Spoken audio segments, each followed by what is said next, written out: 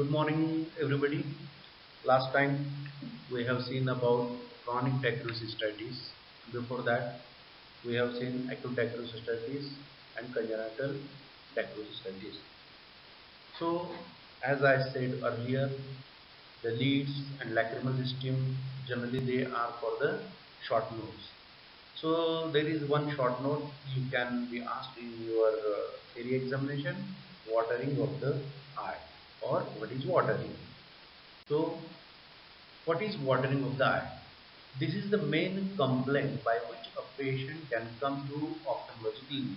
There are so many patients, it can be a child or an adult, that can be visiting ophthalmology OPD for the complaint of watering of the eye. डोळ्यातून पाणी येतं मराठी भाषेमध्ये patient तुमच्याकडे येऊ शकतो की काय. So it can be uniocular or it can be binocular. So watering eye is an extremely common ocular symptom by which a patient can present to ophthalmology OPD. So you should know what is lacrimation and what is epiphora. The main complaint of the patient will be watering the eye. The failure to differentiate these two conditions can result in unwarranted and improper medication of a large number of patients. So when the patient is coming to ophthalmology OPD with a complaint of watering of eye, many of the doctors, without a proper examination and without a proper diagnosis, they will prescribe some eye drops that can be astringent, that can be antihistaminic, but that is not the treatment. So unwarranted and improper medication will cause a patient to go into medicamentosa. So what is lacrimation? Lacrimation is watering that occurs secondary to excessive tear production in the presence of a normal excretory system.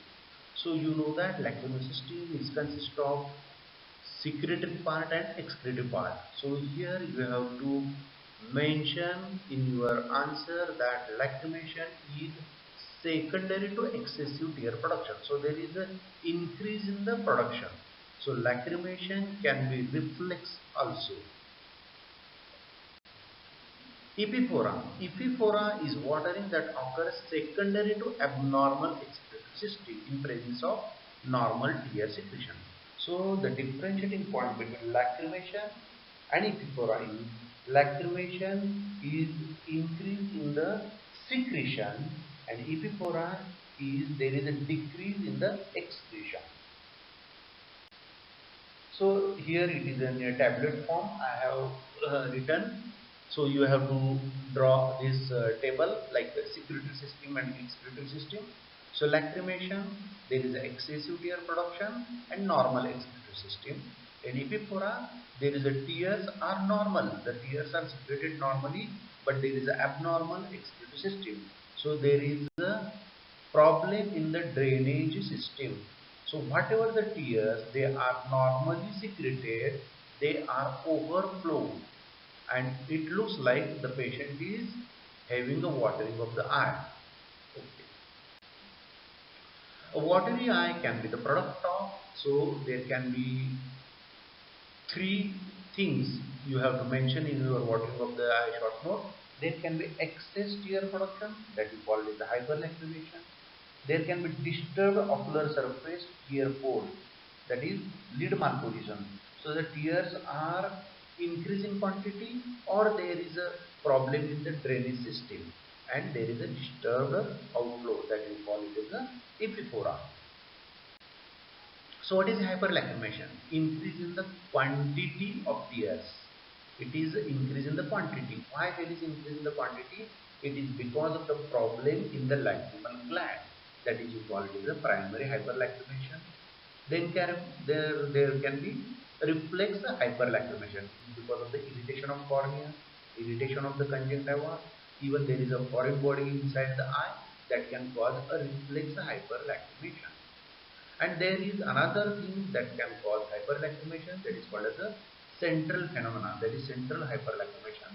That can be emotional tears, voluntary, the patient can cry, and hysterical. So these are the three mechanisms by which we can have a hyperlacrimation, increase in the quantity of the tears. So occasionally all three mechanisms can be involved for the watering of the eye.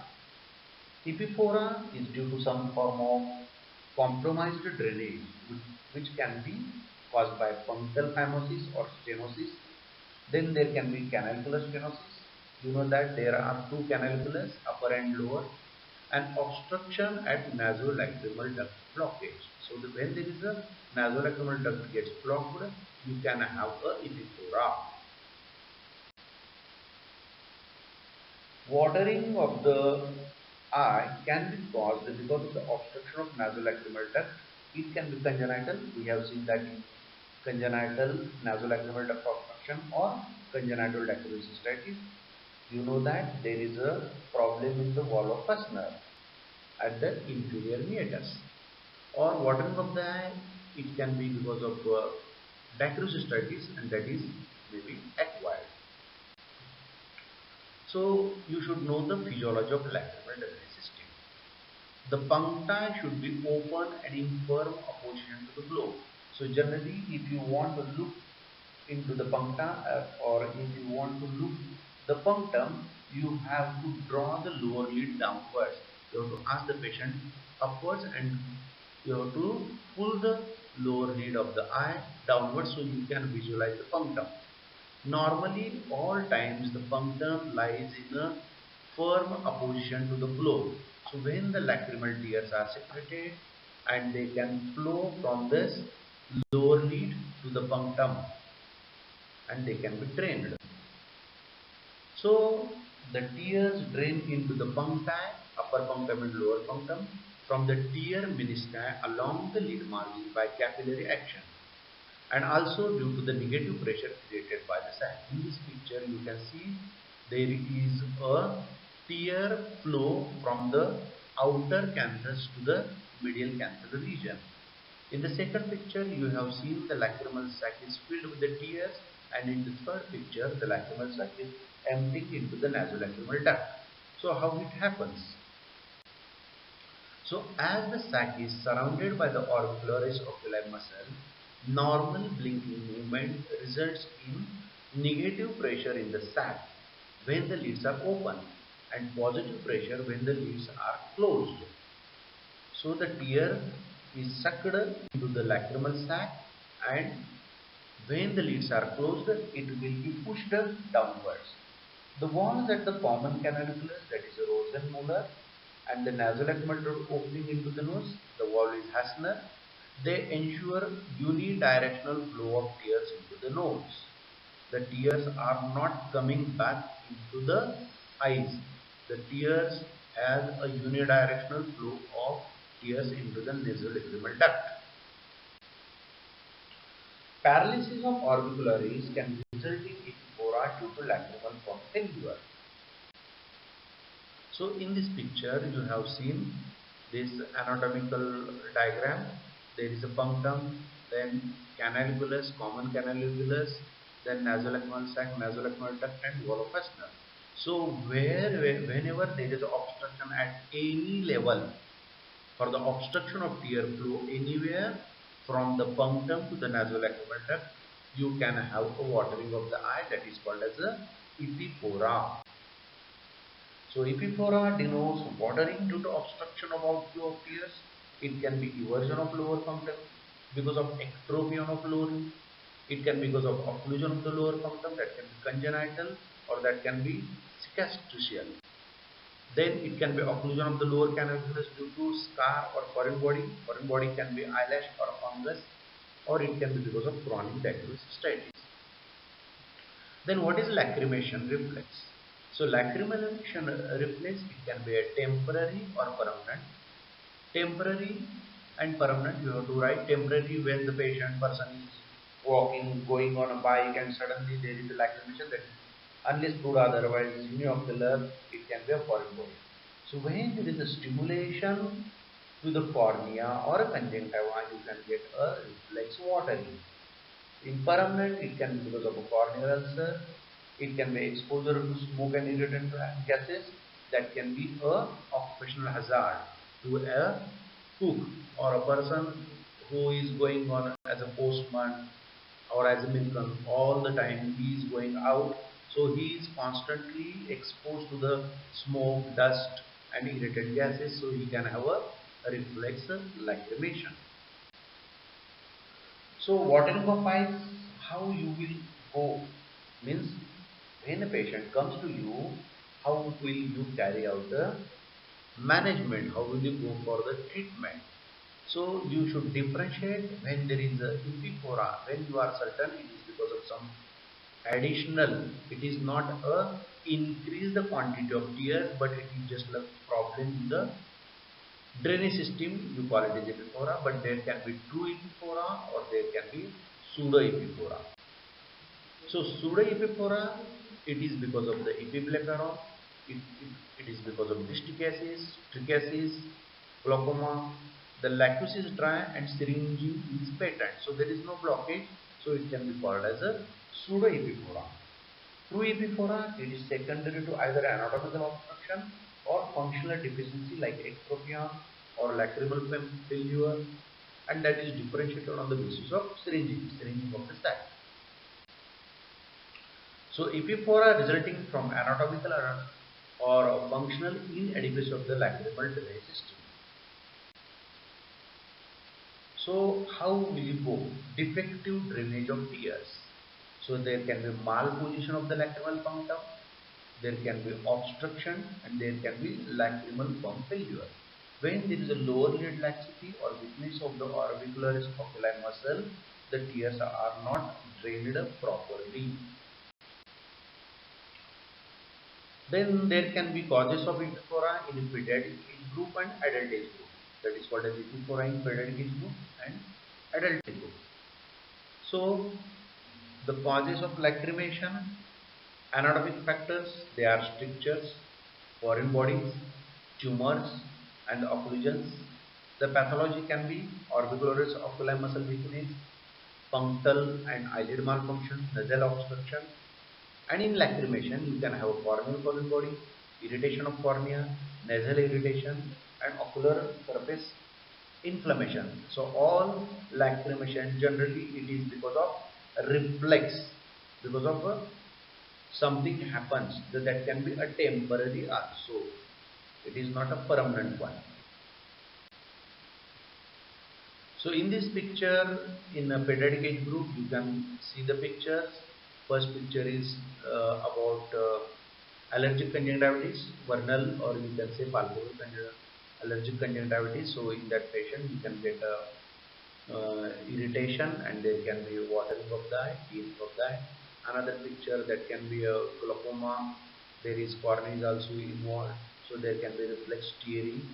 And in the third picture, the irritation of the cornea is because of the trichiatic eyelid. So the trichiatic eyelash is scratching over the cornea, and so there is a reflex watering. So in pediatric age group, the true epiphora is because of punctal atresia, canalicular atresia or congenital nasolacrimal duct block. In adult, the watering can be occurred because of the mebomyelitis, it can occur because of blepharitis, and true epiphora, it is because of there is a blockage at puncti, canaliculi, common canaliculus, lacrimal sac and nasonasal duct obstruction. The patient can have a chronic dacryocephalitis also when there is a true epiphora. So what are the goals of examination? So firstly, you have to rule out pseudo epiphora. Then you have to identify the cause of true epiphora. Identify the possible site of obstruction. On history, you can have a unilateral symptoms. It can be seen in all age groups. Is there any history of dacryocystitis? Or it can onset you have to ask question whether there is a conjunctivitis, facial fracture, nasal surgery, or you can ask about the Bell's palsy. You have to examine the seventh cranial seventh nerve. Tears flow down the cheek. This is the main complaint of the patient.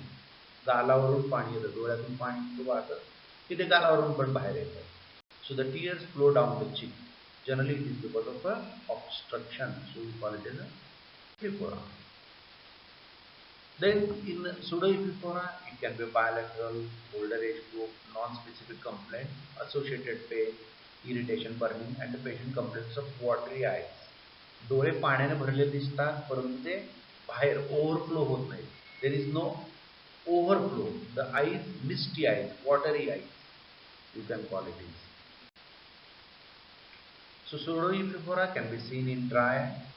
We will see dry eye in a next lecture. So just we will skip it.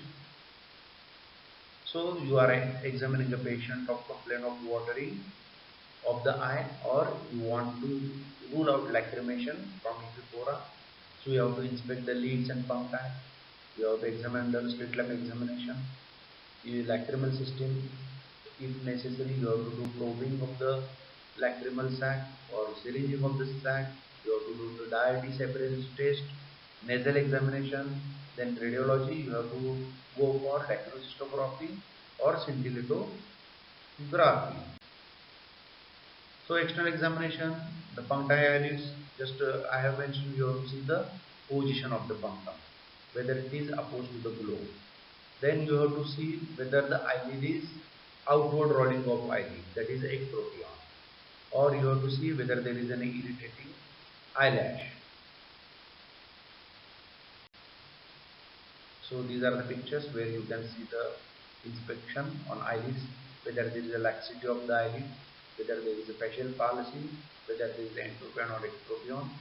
Then you have to see the periocular tissues, whether there is a scar, inflammation, or a fistula. On slit lamp examination, you can see the trichiasis, blepharitis, meconitis. Is there any collection of mucoid debris? And in punctum, whether there is presence or absence of a punctum, then what is the position and adequacy, that is opposition to the eyeball. So whenever you have to look for the punctum, you have to pull the lower lid down. Then in lids, you have to see for lag of ophthalmos or ectropion. You have to test the patient for cranial seminar palsy. Then you have to rule out dacryocystitis. If there is a complaint of uniocular tearing or epiphora, you have to see for the signs of dacryocystitis. You have to look for regurgitation on pressure, presence of mucosis. No further testing is necessary when you can see the swelling at the canthal region. Just you have to do a regurgitation test. If there is regurgitation on pressure after given a pressure at the medial canthal region, you have to note down the type of regurg, whether it is a clear, liquid, leucopurulent or blood tinged. Last lecture in chronic dacryocystitis we have seen what are the types of regurg. So site of regurg is whether it is the regurg coming from external, that is external fistula, or if the swelling becomes less after pressing at the middle canthal region, it means it is emptying of the sac inside the nose. So there are evaluation tests for epiphora. You have to look for the blockage, so you have to do fluorescent disappearance test. Last time we have seen in some books it is written after 2 minutes or 5 minutes. So when the fluorescent dye is instilled into the conjunctival cul-de sac, it should appear inside the nose at the inferior meatus. If you keep a cotton bud applicator there, it should be stained with the fluorescein after 5 minutes or within 5 minutes you can say. Probing and irrigation, hard stop or soft stop. Last time we have seen Jones dye testing, primary and secondary test, then contrast dacrylcystography and nuclear lacrimal scintigraphy. So this last time we have seen, I have told you the canalular length is about 8 millimeter. So if you are probing and all the probe up to or more than 8 millimeter has passed inside the canaliculus, it means there is no canalular block. And if it touches the medial wall, you can get a hard stop. And if the lacrimal probe is not passed beyond 8 millimeter, it means there is a canalular block and it can be a soft stop. Then fluorescent clearance test, just I have mentioned just now, you have to see fluorescence should normally disappear from the conjunctival sac, and there are Jones dye test. If a piece of cotton is put in the inferior meatus of the nose and a fluorescent drop in the eye, the piece of cotton should normally receive fluorescence within 5 minutes. This is called as a Jones dye test. Already this has been also explained in the last time. So it is called as a positive when there is no blockage anywhere from the punctum, canalculus, lacrimal sac to the nasolateral duct. The cotton tip applicator will be stained with fluorescent.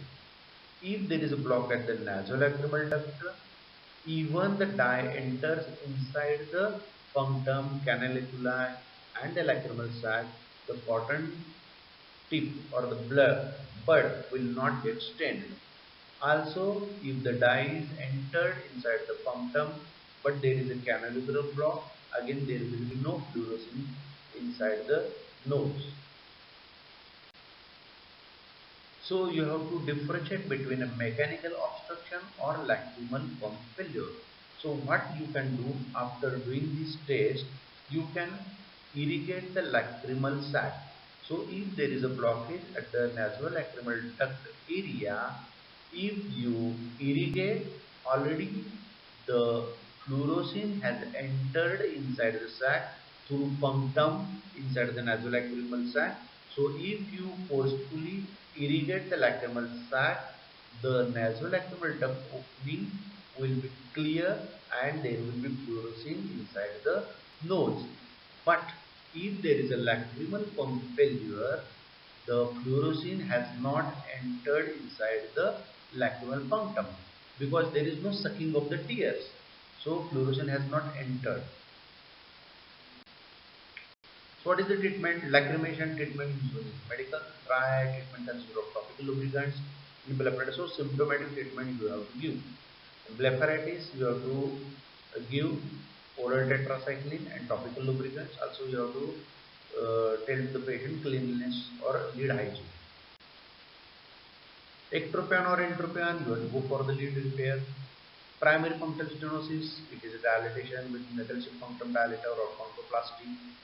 Secondary punctal stenosis, it is jugular squatry or medial conjunctivoplasty. Just you have to remember these names. And if there is a canalicular obstruction, you have to go for canalicular dacryocystoraneostomy, CDCR, or insertion of Lester-Jones tube. Just remember that can be useful for your Viva. When there is an nasolacrimal obstruction in infants, you know there is a massage that is called as a Krigler's massage, and there is a probing. In adults, you can go for DCR, intubation, stents, or balloon dilatation. Congenital dacryosis, that is a probing. So in adults, it is generally we are preferring for endonasal DCR. These are the lacrimal surgeries: conventional dacryocystoraneostomy, Lester-Jones tubes, endonasal surgery, endocanalicular laser, and balloon dacryocytoplasty. Conclusion: the proper diagnosis and treatment of watering of the eye is important due to its impact on the outcome of many other ocular procedures. Undiagnosed and untreated watering eye substantially decrease the patient's quality of life, visual acuity, and impair social contacts. When there is watering, he doesn't want to go for the social gatherings.